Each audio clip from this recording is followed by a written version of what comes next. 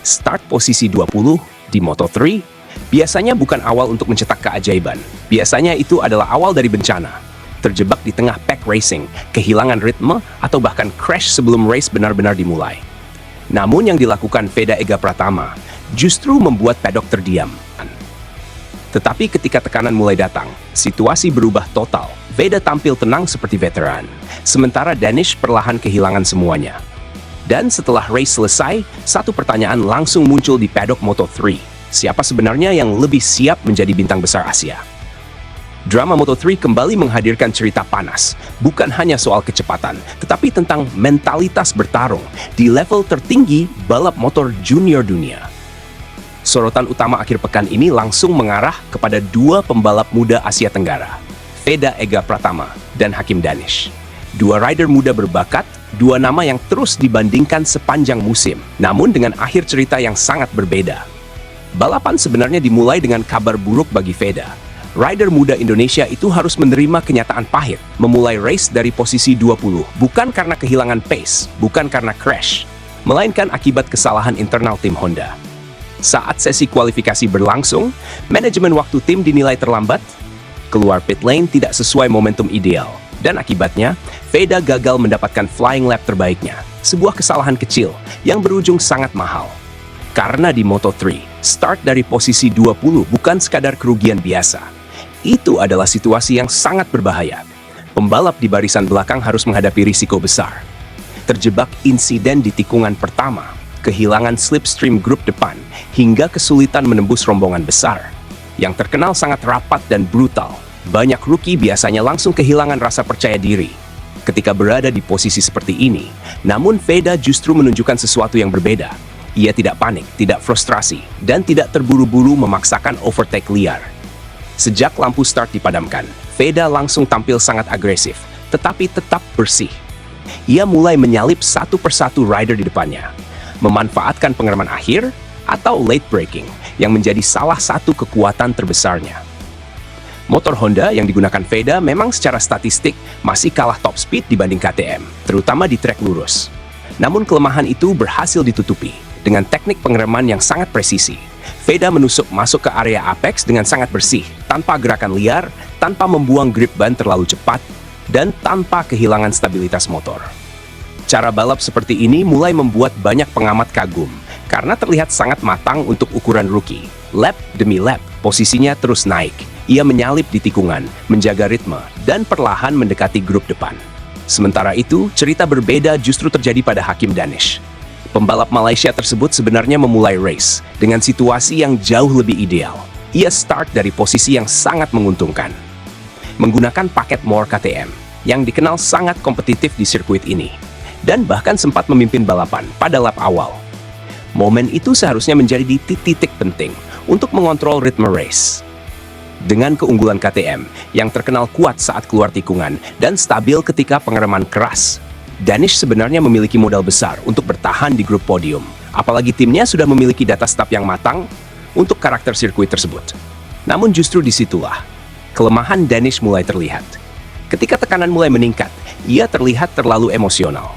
Alih-alih bermain sabar dan memanfaatkan slipstream secara cerdas, Danish justru terlalu sering membuka racing line, membiarkan pembalap lain masuk, dan gagal memutus aliran angin rider di belakangnya.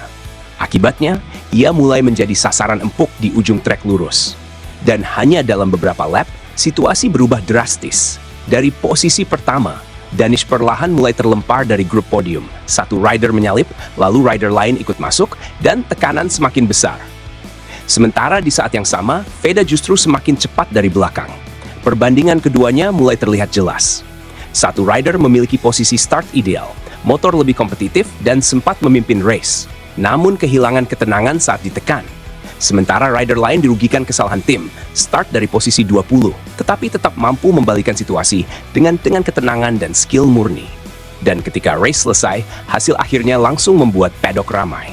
Hakim Danish finish posisi 7, sementara Veda finish tepat di belakangnya, di posisi 8. Ironisnya, selisih mereka sangat tipis, padahal start keduanya berbeda sangat jauh.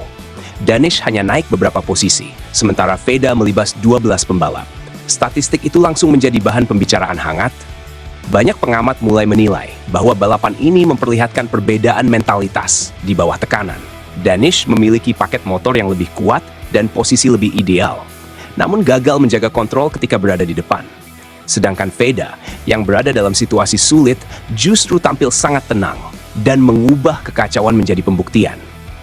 Hal inilah yang mulai memunculkan pertanyaan besar di paddock. Apa yang akan terjadi jika suatu hari nanti Veda mendapatkan motor papan atas seperti CF Moto atau Aspar Racing Team?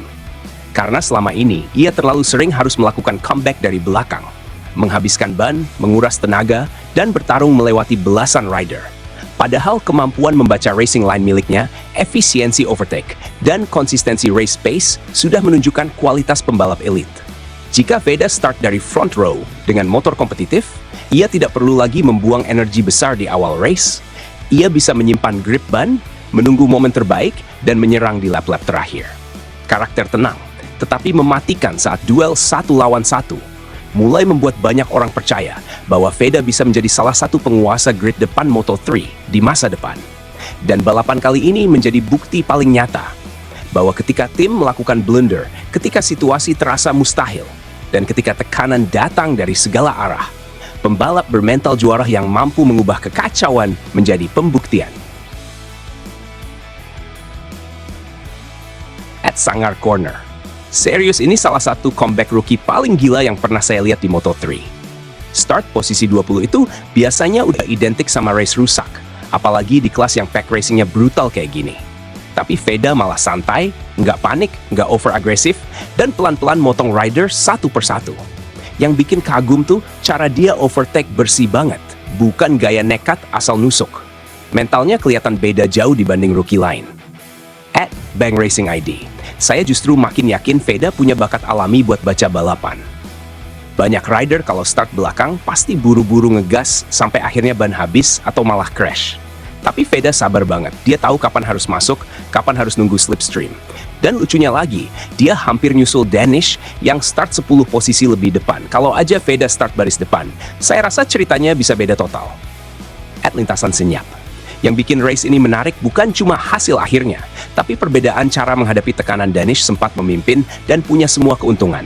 Posisi start bagus, KTM kompetitif, momentum juga ada. Tapi begitu ditekan rider lain, ritmenya langsung bayar. Sementara Veda yang justru dirugikan tim malah tampil dingin kayak veteran. Itu yang sekarang mulai dilihat paddock Eropa at Rojak Racing. Jujur saya kasihan juga sama Veda, gara-gara kesalahan tim dia harus start posisi 20.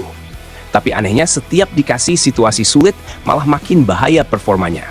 Dari belakang bisa naik 12 posisi, itu bukan soal hoki, itu skill murni. Dan jangan lupa, dia pakai Honda yang top speednya masih kalah dibanding KTM. Jadi semua overtake itu benar-benar hasil late braking dan feeling balap. At Anomali Paddock, semakin saya lihat Veda, semakin terasa auranya beda. Rookie lain biasanya masih bingung adaptasi sama tekanan Moto3, tapi dia malah nyaman di tengah chaos. Cara dia masuk tikungan tuh tenang banget, kayak udah bertahun-tahun balapan di level ini. Dan sekarang mulai kebayang, kalau suatu hari dia dapat motor top seperti Aspar atau KTM Factory Junior, paddock bisa makin heboh.